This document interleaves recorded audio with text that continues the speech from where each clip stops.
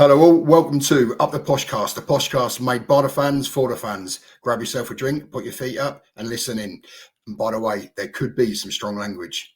Hello everybody and welcome to episode 4 of Up The Poshcast. Today, Ashley, John, Del, Lods, Max and me, Charlie, will be discussing 3 pre-season games that have happened over the last week since we last filmed. Boston, Stanford and Colchester, 3 wins on the board, as well as Ricky-Jade Jones, Harrison Burrows, who has recently left us, and what it takes to be a Posh Club legend. So, we'll start with Boston. John, did you watch the Boston game?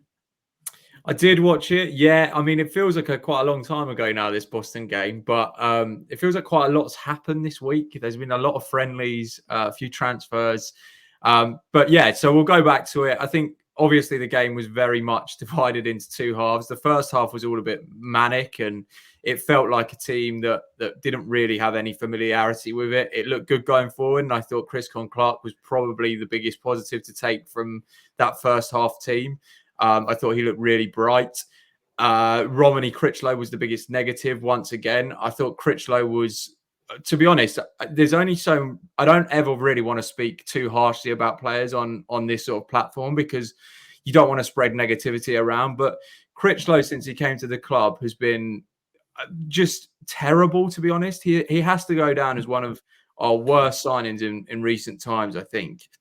And his performance again was just so poor. If it's a player that's, playing for his future and wanting to force his way back into the manager's plans, he's never going to do it playing like that. I thought he again looked one of the worst players on the pitch, even against the team at that level.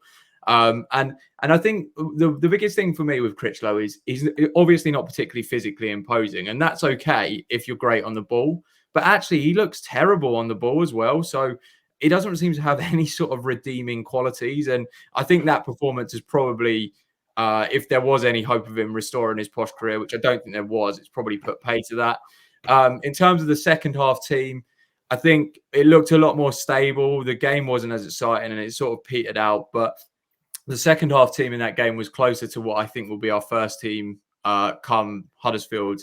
And it looked like a team that had a little bit more structure to it. And the game played out in sort of a more familiar way rather than the 4-4 first half, which was just a bit of a shambles, really. So not loads you could take from it. But I think the positives were definitely Clark. I think Kamara looked very, very good.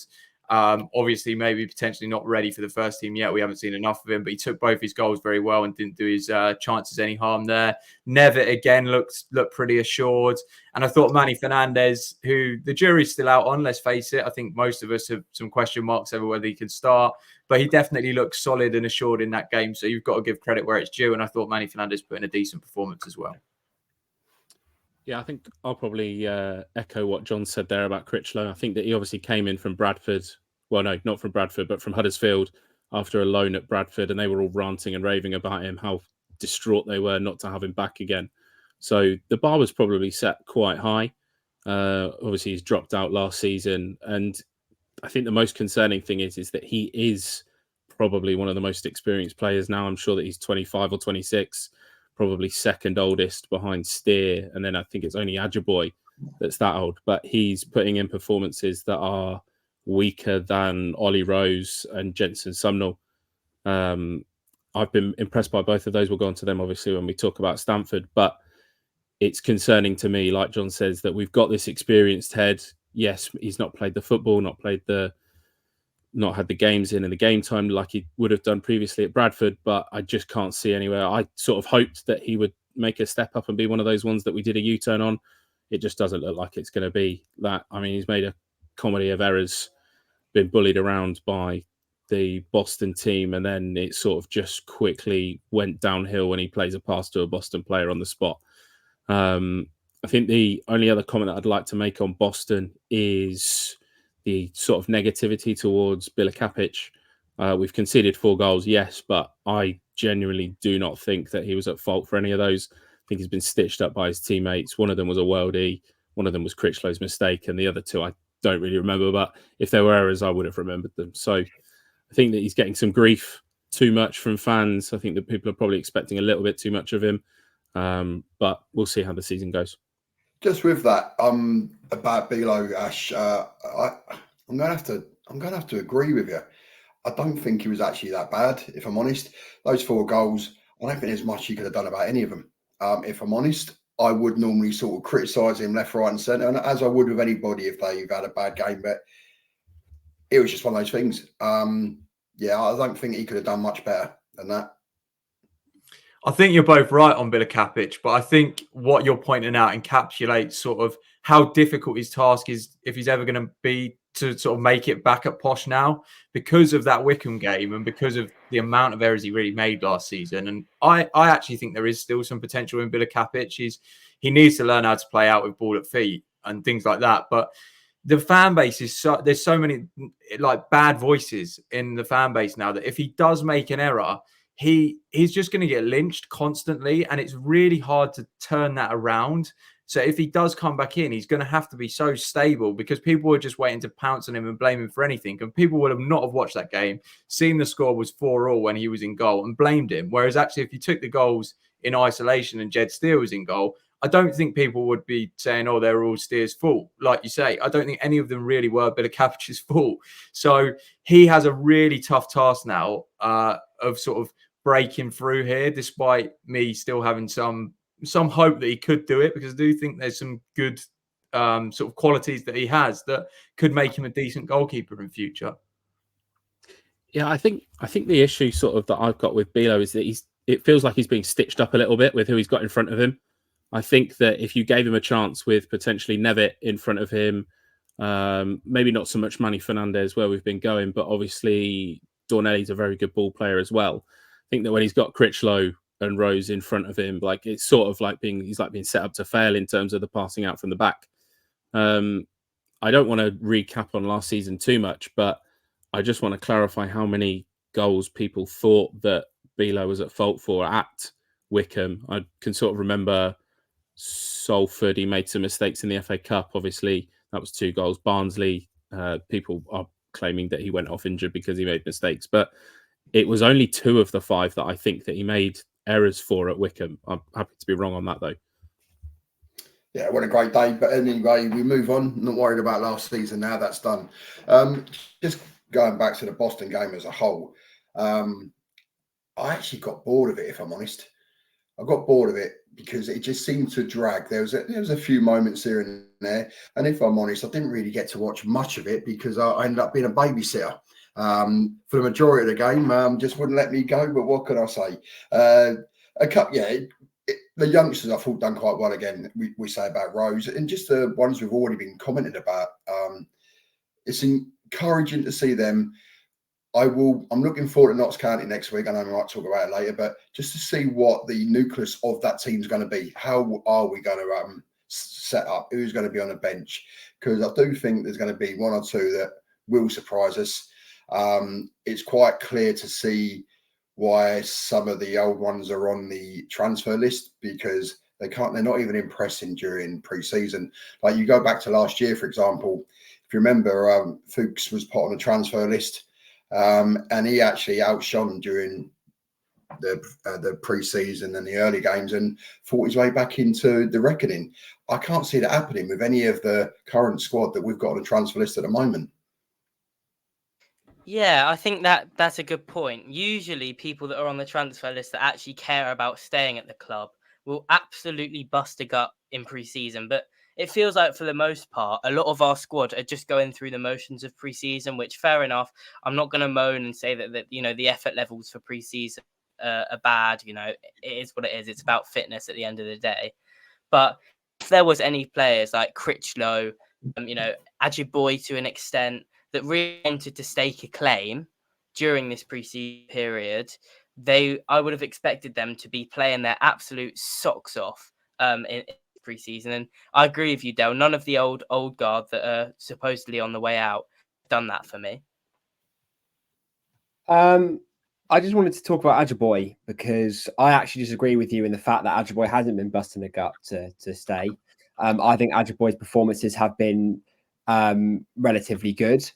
He's shoehorned in at the minute, of course, because we don't really have a right back. Obviously, we've got Dornelli, but that's it. So we don't really have a senior right back. I think Adebisi can play on that side, but he's obviously injured for 4 months. So we've got Ajiboye. I think Ajiboye's played really well. I think the Stanford game, which obviously I'll go on to talk about in just a moment, but I think that proved to me that the way that he was busting a gut. I mean, he scored that goal from right back towards the end. And I think actually, if you're talking about old players that are trying to stake a claim and players on the transfer list, I think it's a little bit unfair on Ajiboye, who I think's performed really, really well over pre-season. And I think that's just a testament to his ability to get on the ball and prove that he's worth something in this side. Yeah, so we'll move on to the Stamford game now. Obviously, Posh 5, Stamford 0. Was there anybody, Max, that particularly impressed you? You know, you've touched on Ajiboye there, but who else caught your eye? Chris Clark and Brian Brady, I think the two big names I want to talk about, especially and Jacob Wakeling. Sorry, I'll excuse me, but I think I'll start with Wakeling actually, just while it's on the top of my mind. I thought he's looked smart all pre-season. I think he's looked really, really fresh, and I think he brings something that Ricky and Malik don't necessarily bring. I think Ricky obviously brings pace and he runs at defenders and he terrifies a lot of defenders with his pace, and Malik is really quite tricky. I think Wakeling's press is terrifying. Ricky's is as well. But I think Wakeling has a way of just being a little bit more clever on the ball. And I think that's really shown over the preseason fixtures that he's had, especially at Stamford and Spalding, where he scores basically identical goals, but he's so good at doing that it's paid off. He looks really, really sharp. Chris Clark again. I will echo what John mentioned earlier at the Boston game. I thought he was unreal. The goal that he scored was phenomenal from distance, top corner, and that's what he's been doing all season at Altrincham. He's been doing that, and it's clear to see why we've signed him. He's a top talent. I'm really, really excited this season, and I definitely think he's going to be competing for Randall, if not on that right hand side, where I don't think we've got. I think Ado's on that side, obviously playing with Poku, and we've got Hayes as well. But I think he can really compete for either side of the wing, and I think he's proved that over pre-season. I think Con Clark's been amazing, and O'Brien Brady as well. I spoke highly about him. I don't think I've spoke highly about him on this podcast, but I have spoke highly about him before, and I think again he's showing how good he can be, and being a profile in that midfield. And obviously losing Fuchs, Fergie was a bit upset that he hadn't got a Fuchs profile. I think O'Brien Brady played that role really well, and actually I think he's more advanced than Fuchs was. Fuchs was like a big sort of like, I'm going to stop the ball from going anywhere near the back line sort of player, really got into it. Whereas O'Brien Brady, I think, is a bit more clever and he's able to move the ball and get it into areas where Fuchs maybe couldn't. So I think that's a massive positive, especially for a player so young. I will again echo what John said on Romelu Critchlow, although I do think he looked better in the back three, which I think we were playing at Stamford. It looked like a back three. I still don't think he's doing enough to prove that he can play for us at this level. I think Manny Fernandez is ahead of him. I don't think he's going to get his career back on track here. And if he does go, I wish him the best. But I just think really over these preseason games, and especially at Stamford and Boston, I don't think he's proved himself that, I think Ollie Rose is definitely ahead of him, same with Manny Fernandez. So I think there's definitely going to be issues there. But overall, for a team of like our reserves, I thought it was excellent. And especially those three players that I mentioned there are just, they're so good. Actually, I quite enjoyed the game. It was 5-0 at half time. Second half was 0-0, I believe. I was impressed with the youngsters. Again, thought we'd done very well. Controlled the game quite well. It was pretty good. Again, I spent most of the time talking to people. But I think the only rant I really do have, and it just sounds like it's copy, paste, repeat, whatever. But Ricky, what is really not very good. I said last season on the podcast that I think I said it, Dara, I don't think he's a very good footballer. And I need to stick with that because it just didn't look good. It just doesn't impress me. Just some of his attitude as well, like it's a friendly and they want to give away a foul rather than just like walk away. Why kick the ball away? in a friendly. Why do that? You know, he went down like a sack of shit as if he's dead behind the goal. You know, the physio's come on, looked after him, he's come around, he's pissed himself laughing. You're either injured or you're not, mate. I stood next to a lady, well, she must have been in the 40s, and she actually said to me she could do a better job than Ricky up front. Those were her words, all right? And I didn't even have to prompt her. She just said she don't like Ricky. Sorry, she didn't say you don't like him. She said he's not very good and she could do a better job. And you know what? I actually think she could have. I could have with one leg. We need better options than a Ricky up front, in my opinion. I unfortunately couldn't attend either the Boston game or the Stanford game, so I can't comment too much. But I have seen the Ricky goal from Boston. I did see a tweet from, I think it was Scott Pears, criticising the finish of Ricky. And I don't know if as a fan base we're too harsh on Ricky. I mean, Dell did just go for him quite hard there on various things. I wonder if that was Mothersill and the shoe was on the other foot, whether he would get the same criticism or not. Because as much as the finish at Boston, I can see where Scott's coming from. I don't think Ricky meant to put it through the keeper's legs, if I'm being honest. But why is it being brought up? Because he scored the goal. It shouldn't matter. If he's scoring goals, it shouldn't matter how he scored it. Scoring goals as a striker should be the most important thing. I'm not going to bore everyone. You know my thoughts on Ricky. I'm his number one fan. But I just think, like Lod said, we're just being too harsh on the lad. He's 21. I've said on a previous podcast, JCH didn't score goals in volume until he was 26 onwards. You can't compare the two. He is an asset to our team. People like, I think it's Adrian Durham have said that he has people asking about him all the time.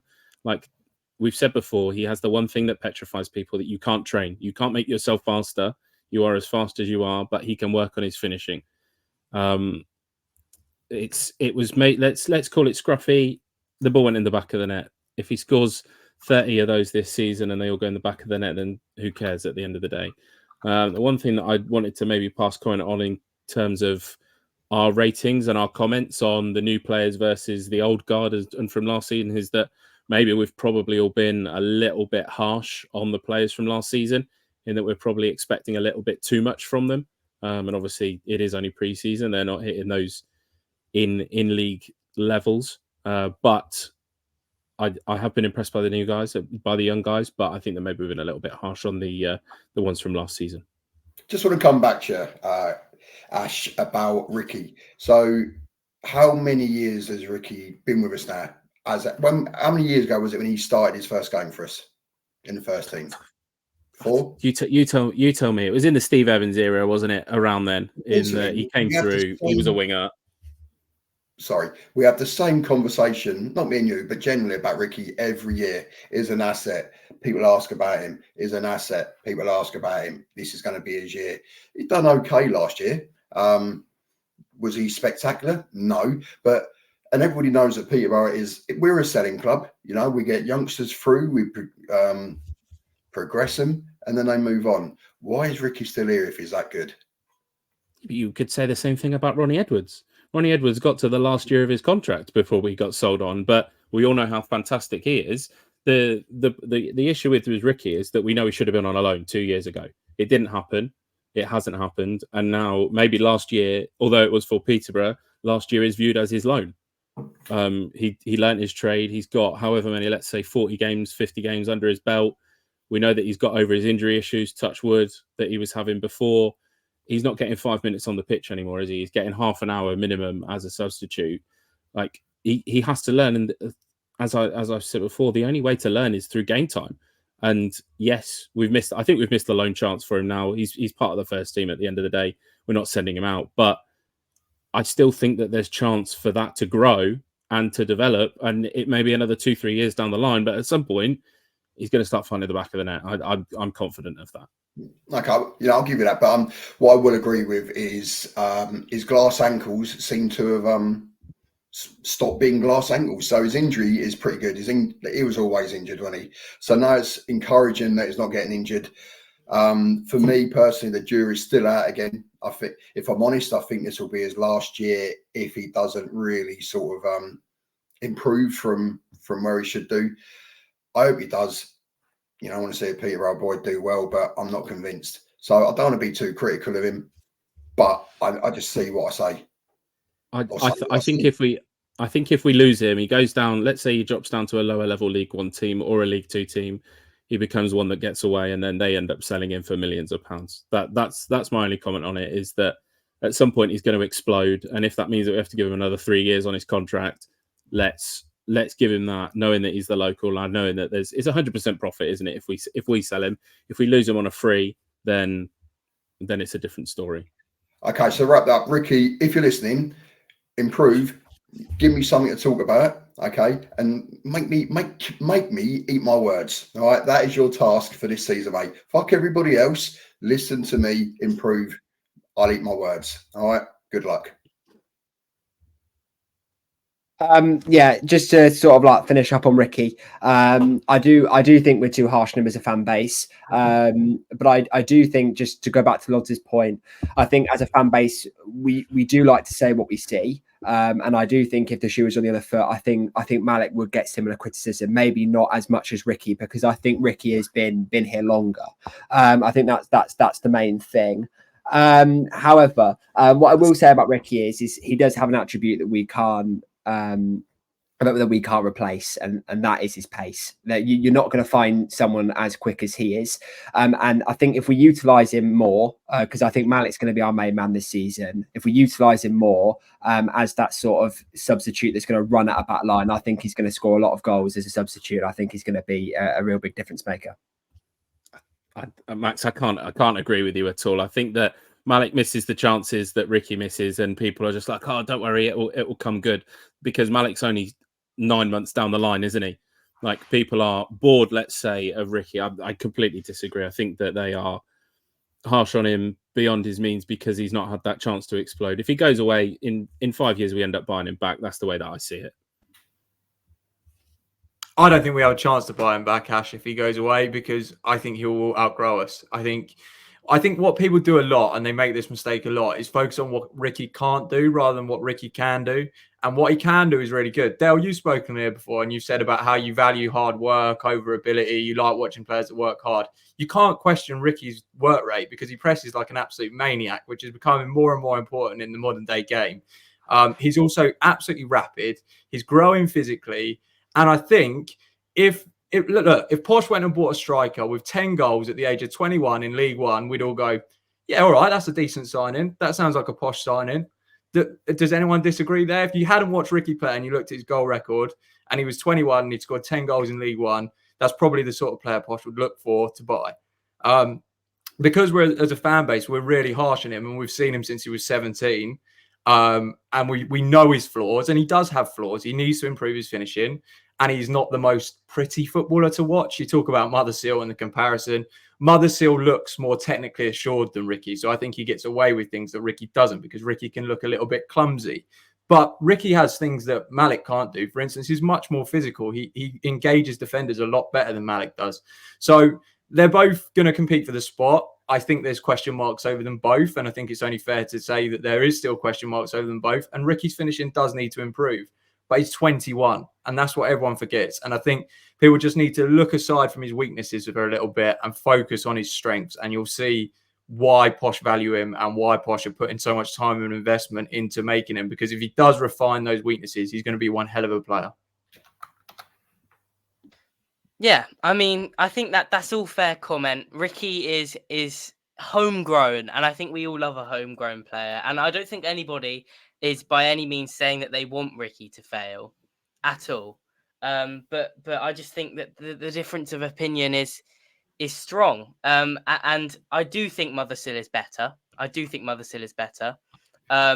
But Ricky definitely has potential. Del, I know you're a big fan of Malik, but surely you've got to admit that their numbers don't look massively different over the last season. No, I totally agree. As we've alluded to there, I think Malik does look like he's got a bit more about him because of where he come from. Chelsea has had that technicability trained into him, and if he's shit, I'll criticise him as well. Just last thing about Ricky, and I'll move on, is John. Yeah, I agree. He does press hard. I like that. And that is the sort of thing that I do like. So I'll agree with you there. What I do disagree with, or agree with to a fashion, is if we do sell him, no, we'll never buy him back because he'll be in like League Two or the Conference. So on that, I'm moving on.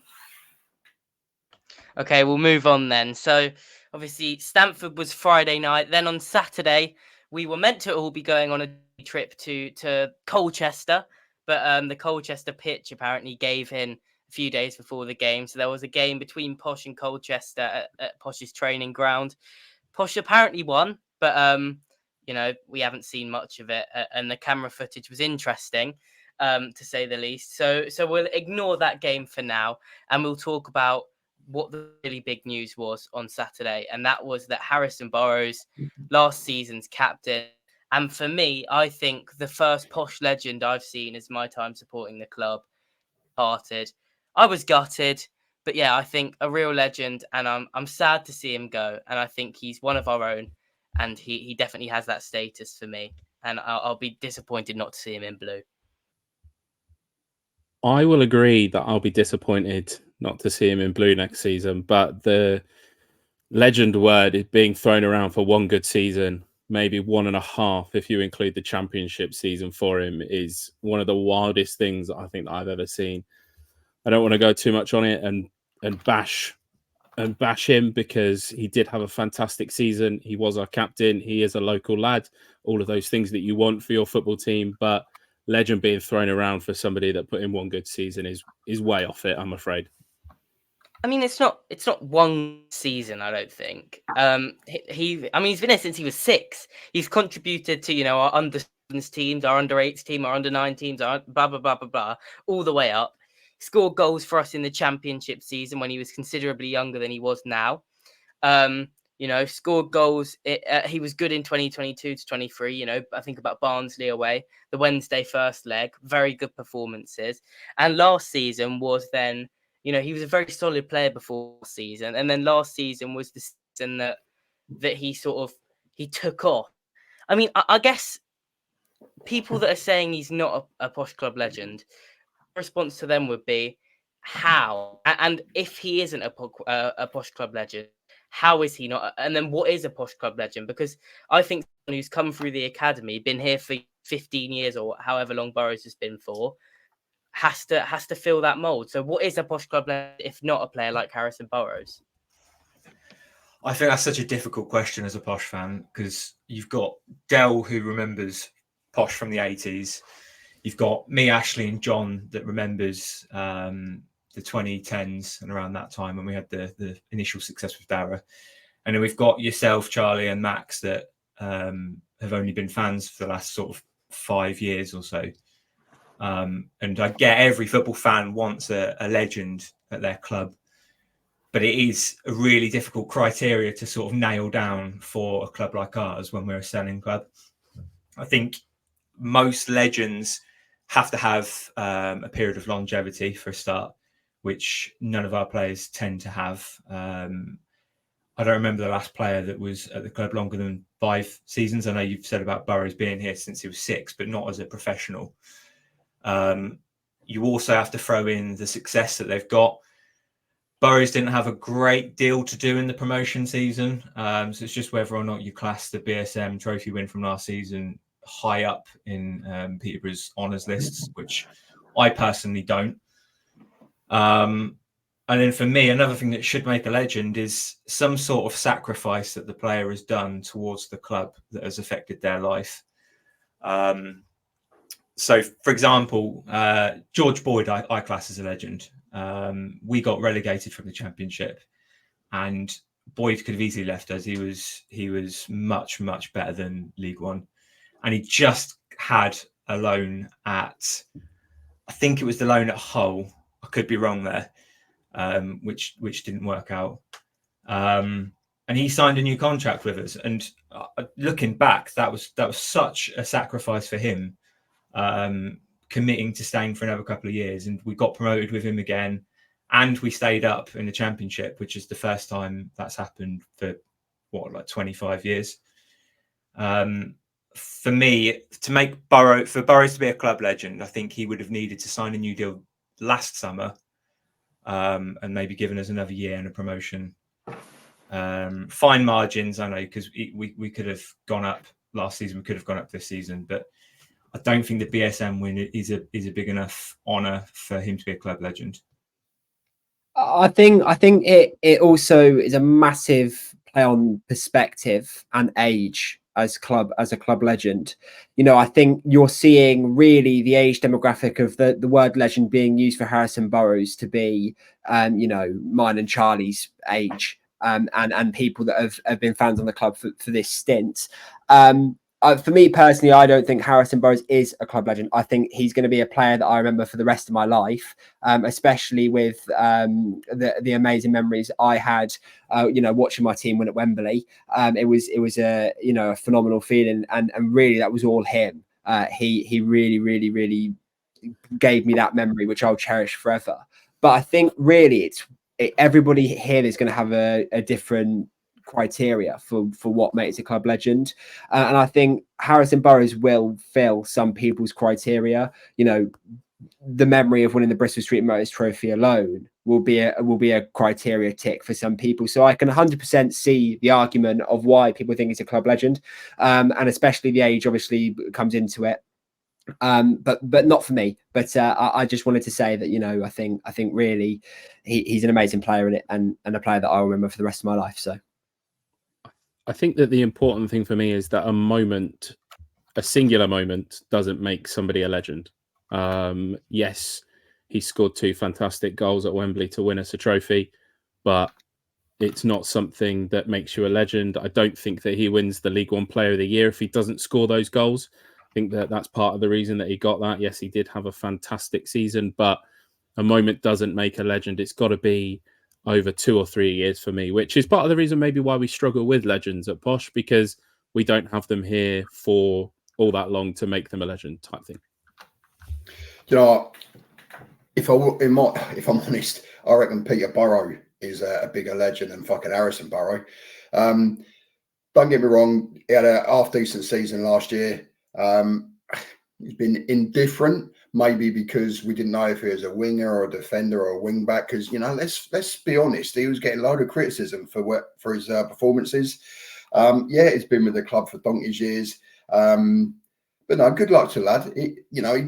He deserved his chance to move on because of what his peers thought of him last season. You know, you don't win the player of the season for being shit, do you? So good luck to him. Move on. Not a legend for me. The legendary status has got to be coming from, don't even have to be a good player. It just needs to be somebody that, you know, fights for the team, works for the team, longevity. You know, a couple of examples there. For me, Gabby Zakwani is a club legend, you know, and the reason for me is, you know, it was with us quite a while. Oh, shut up. He was with us quite a while. You know, the guy was literally walked through walls for us. You know, he was injured. He'll go out, broken feet. He'll go out and play. He'll put his head through anything for us. And he turned into a fan's favourite. So for me, I think he's a legend. George Boyd, I think is on the what do you call it? On the fence for me. And then for me, the last real proper legend is Mick Allsall back in the day. Yeah, so legend gets used far too much for, you know, everybody could be a legend. For example, you know, say he's been there since 6 years ago, since he was the age of 6. You know, am I a legend because I've been supporting Peterborough for 40 years? He's like, I don't know, Steve Thorpe, he's been going to like nearly 2,000 home games, for example. Is he a legend? You know, what determines a legend? Everybody has their own opinion. So I'm going to chuck it out to you guys. I know, John, you said that Boyd's a legend, but what is everybody's view? Who is the last legend, in your opinion, that's been for Peterborough?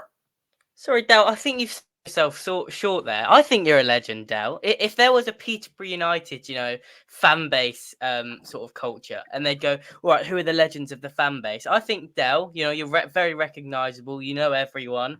I think you would go down in the legend category. So I think you sold yourself short there. But okay, that's what nice of you. say...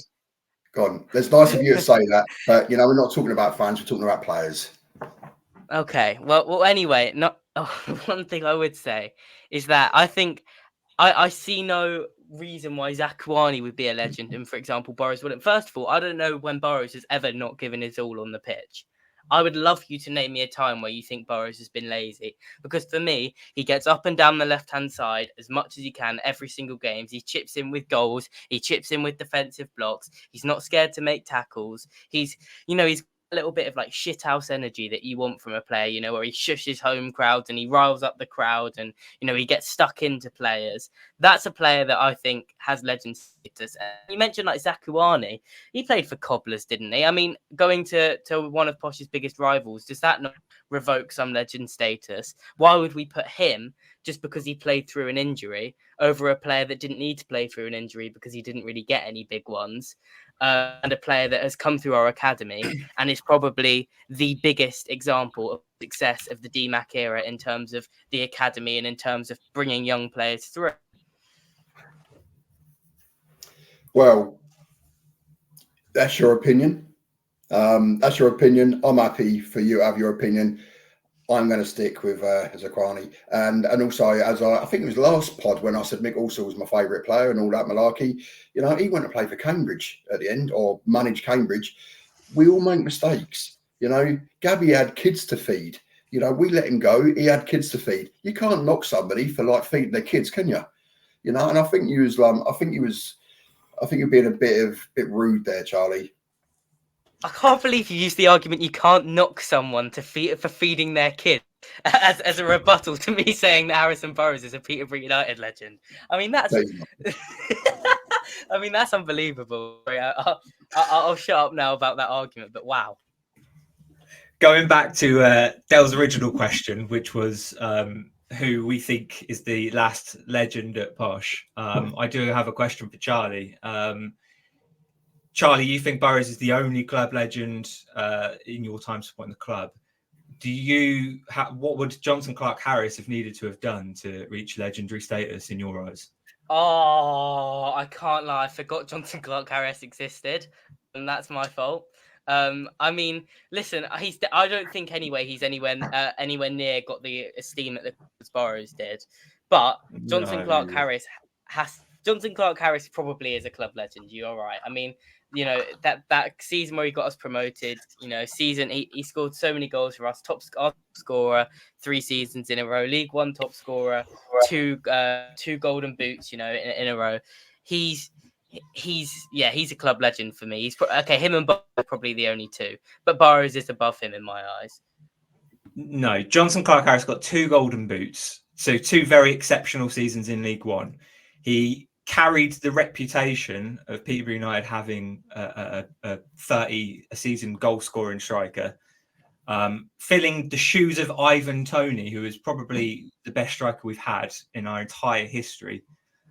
And on top of all that, we chose not to give him a new deal. We tried to sell him, and he stayed in the dressing room, giving his experience, carrying all these youngsters through for the entire of the duration of last season without complaining once. Yeah, but we didn't want him to do that, did we? I mean, we wanted to sell him and get him off the wage bill so we could sign Kyoso in January. Let's not be funny. He didn't stay as a gesture of goodwill. He stayed so that he could get a big money move that we knew we wouldn't give him, and that he could get a massive sell on last summer. This summer. Let's be honest about it. That is what happened. It's not as if we were like, "Oh, Jono, please stay and hold Ricky and Malik's hand." We really want you to. We tried to get rid of him, and we could. He wouldn't budge. That was the problem. He wouldn't budge. So he's the highest paid player. He could have easily have just kicked the ball around the training pitch every week, not made up fake injuries so he couldn't play. He could have stunk the club out.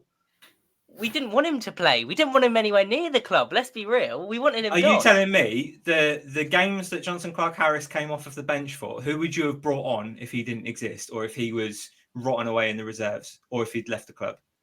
Malik, Ricky, just swap them too. I don't think The games where they weren't available. What do you mean when they weren't available? I don't think there was a game where Jono came up. Jono had to come off the bench, and we were like, "Oh, lads, we need Jono. Get Jono on. We need him." I think. Burton away. What about Burton away? Barnsley at home. Barnsley at home. He scored Barnsley at home. twice. He started, and we were rubbish. It was a terrible performance because we had nobody pressing up front. I mean, he wasn't. You can't say that Jono had a massive influence on last season. He really didn't. And I think he maybe had a negative influence. Charlie, before you embarrass yourself anymore, last season is by the by, right? Last season wasn't Clark Harris's finest season. He was very professional for it. Fair credit to him. But if you look at Clark Harris's copybook and history and body of work at Peterborough United, he is so far ahead of Harrison Burrows, who had one good season. And I don't care about what Harrison Burrows did for the under-6 because, look, great, he came through the academy. But I really couldn't care less about who scores 20 goals a season for the under-6s. Clark Harris won 2 golden boots, and that penalty at Lincoln is the finest moment in recent club Hang on. history. Switch on here, John, for a second. Switch on here. Let's look at this. Okay, Johnson Clark Harris was a player who cost Peterborough United a lot of money. They spent over £1 million on him because they needed goals after Ivan Toney. He was, he was brought in to be the Peterborough United striker that scores a lot of goals for us, gets us promoted, and wins a golden boot. That's what he was brought in for. He did his job. Harrison Burrows was a free hit. He was a player that we nurtured through the academy, who came up, who won us a trophy at Wembley pretty much single-handedly, who got 30 goal contributions from left back in a season that we'd all written off before, who embodied everything last season that the fans want to see in a Peterborough United team. Johnson Clark Harris was a player that...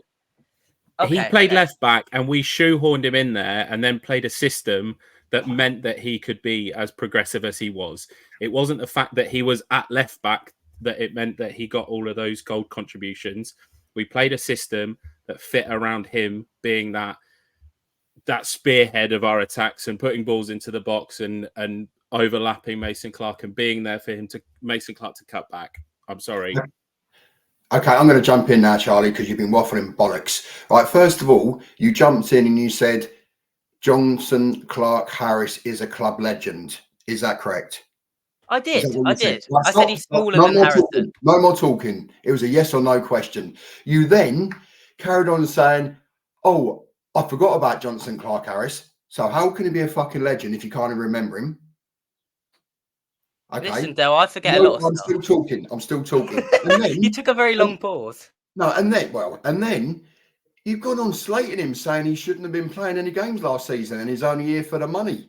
So I'm not sure what way you're coming. So to nullify your opinion, your opinion doesn't matter anymore because you don't even know what you're trying to say. 1 minute he is, 1 minute he isn't. And the other thing is you can't even remember him. All right. So for the sake of this podcast, Clark Harris is not a legend. Having said all of that, I've never been a fan of Clark Harris, as everybody knows. I think he's shit. I thought he's a lazy git. The best attitude that I've seen from him was when it was confirmed that he ain't going to be playing anymore for us. His attitude was first class. His support to the players. We'll go back to Salford away when it was penalties. He was on and he was really geeing people up. His attitude, his motivation, and everything from that point on was very good. But he's still never going to be a club legend, in my opinion. Del, I'll just jump in because I do disagree with you. I do think that Johnson Clark Harris is a club legend, and I think that Johnson Clark Harris is for my era of supporting the club anyway. I think Johnson Clark Harris is a club legend. I agree with all the points that people have made on Burrows, but I don't know how a guy who won us promotion and won 2 back-to-back golden boots can't be a club legend. And your criteria, as you mentioned earlier, was somebody that works hard, somebody who runs through brick walls for you. And Johnson Clark Harris might not fit that criteria, but for the vast majority of people, I think that criteria is fit for Johnson Clark Harris. I think he was a phenomenal player, and I don't think we would have really got promoted, or he wouldn't have had the personal accolades that he got, without him being him. Okay, last thing on it, right? Okay, so he won 2 golden boots, fair play. He done fuck all else. Okay, based on the fact that he got a golden boot, is Christy Pym a legend for getting a golden glove?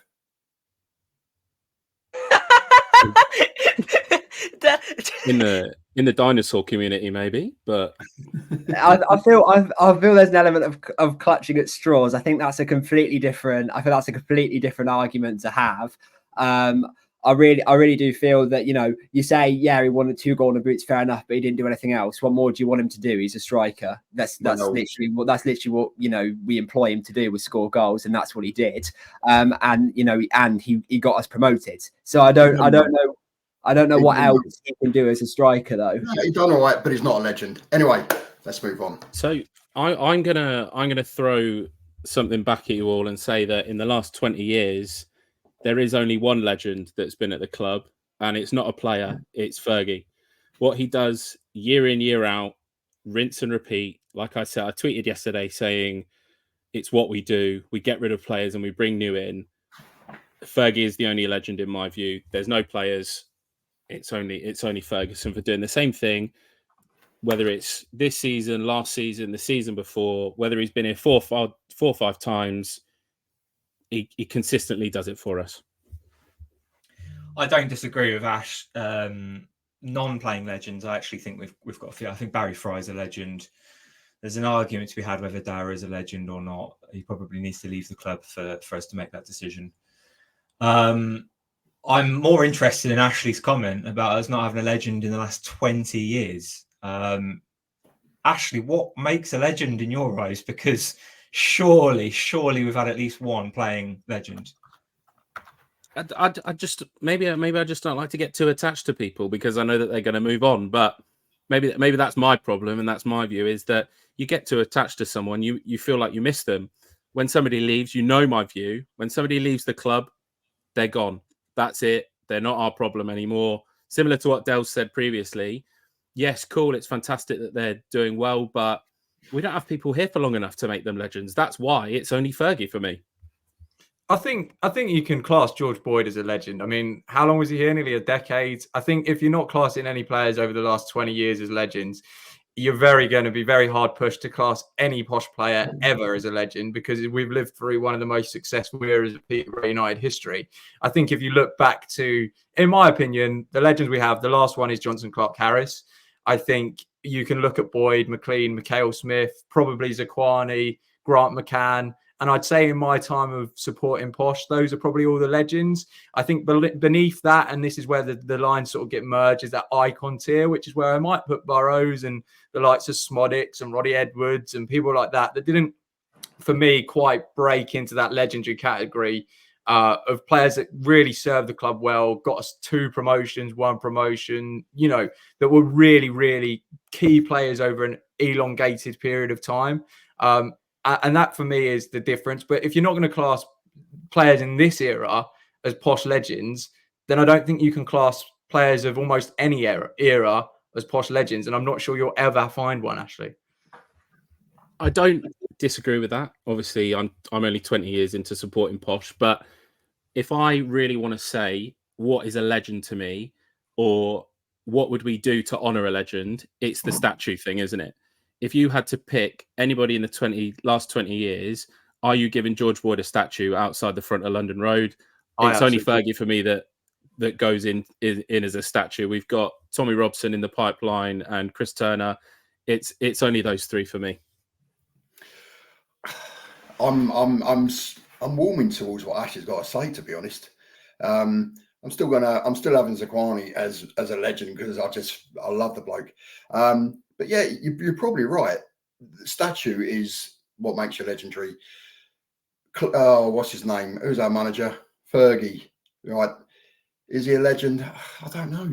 I think if he kept coming in, if he didn't keep coming and going, he may have more legendary status. But the fact that he's here, goes, oh, it's not working, I'm going, I'm back, is a legend. Do you know what I mean? I just don't get it. Was it 4 times he's been with us? 4 times. Yeah. I actually believe 5 times. Is it 4.5? I actually, I don't think he's going to see out the season this year. That's my. I don't think with Darren Ferguson, he's the only manager under Darren to get us into the Championship, and he's done it 3 times. Out of all of the other managers that Darren's appointed, only Darren Ferguson is the one to have done it. And what is he? Only the second manager to get us into that division in our entire history. I don't think you can dispute that he's a legend at all in my eyes. Well, Lods, hang on. I want to ask you then. Your whole thing was about, making a sacrifice for the club. What sacrifice would you say Darren Ferguson has made for Peterborough United? It's got to be different for non-playing staff, isn't it? It's got to be, because players' careers are a lot shorter. We gave Darren Ferguson his first opportunity. I think he was only like 38, I think, maybe even younger than that when he first joined us as a manager. And it was back then, appointing someone with no experience whatsoever in the Football League was just unheard of. And we gave him that chance. He returned the favour by getting us back-to-back promotions. He did go over to other clubs, didn't work out, and he's come back to us. But he could still have another 20 years as a manager. So you can't say a player has those same situation as what Darren Ferguson has had or will have. I'd say it's very, very much possible. I mean, you think about, you're talking about off the pitch lessons. Barry Fry, what a sacrifice he made. He put his house up for mortgage or put his house on the line for the club, whatever that was. I think that you can definitely sacrifice something as a manager. Fergie, let's be real, he's left. He's been here 5 times, but he's left 4 times or left 3 times. So he's not, sacrificed when he got fed up in the championship season because he didn't feel backed. He didn't sacrifice and just grind it out because he had to be at the club, and because he didn't do it for the fans. He left. So yeah, I don't know about Fergie as a legend. I think he needs maybe a bit more of a longer spell soon in this spell, and then he'll maybe be a legend. But I think if he jumps ship, especially this season, as Dell's just predicted, I don't think he fits that category at all. Fergie only got relegated once from the Championship, right? Which was the Crystal Palace game, yeah? Yeah, but he pretty much got relegated from the Championship in the 2021 to 22 season. The stats don't lie. Okay. Okay. Well, we can debate Fergie at another point. You know what? When Fergie inevitably leaves at some point again, we'll do a pod debating his legend status. But for now, we'll move on. Yeah, I think I just wanted to jump in because obviously we started this topic on Harrison Burrows and we've gone all the way around and somehow we're talking about whether Ferguson's a club legend. And I think it's important as a pod, whether you think Harrison Burrows is or isn't a club legend, I think it's important that we acknowledge his contribution a little bit more than what we have. And I think last season, Burrows obviously was an undeserved, undoubtedly our player of the season. I thought he was great. I thought he improved a lot. I really enjoyed watching him. I thought the way that he transitioned into that left back role, which potentially wasn't his favourite when he first came through, and really made it his own and became a real creative asset of the team was great. I thought he stepped up and became a leader. I love seeing him take penalties all of a sudden. And I thought he was the perfect example for Peterborough of how we like to develop players and improve them, work on their faults. He became a much better defender with us. And look, he's going to have to kick on again at Sheffield United. I think there are still some question marks over whether he can perform defensively at the top of the Championship. But if he keeps progressing at the level that he did at Peterborough, then he should be in good stead. And I think it's important to recognise his service to the club. And he will definitely go down, as like I say, in that icon category. And certainly in the modern day era, and I'm talking of the last 5 years, he's been one of the best servants we have. So all the best to Harrison. I think that should probably round off the debate. Yeah, I agree. Yeah, I mean, I'm completely fed up of what these lot have to say. So I want to hear what you have to say at home.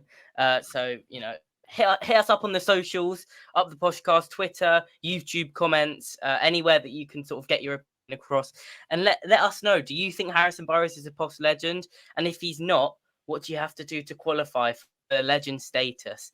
But yeah, that's the end of episode 4. So next Saturday is 2 friendlies with Notts County, and then the final podcast of pre-season before the real stuff starts. So that'll be good.